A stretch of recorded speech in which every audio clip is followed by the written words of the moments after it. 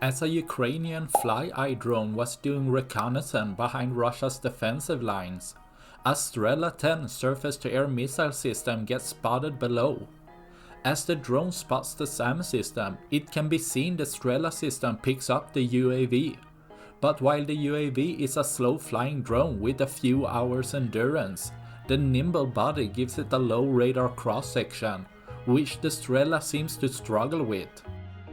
After aiming at the UAV for a while, it fires off a missile, which almost immediately goes off course, way too much up in a trajectory, most likely not having a radar lock on the UAV, causing the missile to miss where the target is, causing it to fly up and gaining altitude, leaving the FlyEye to keep going over Russia's position, sending back locations and intel.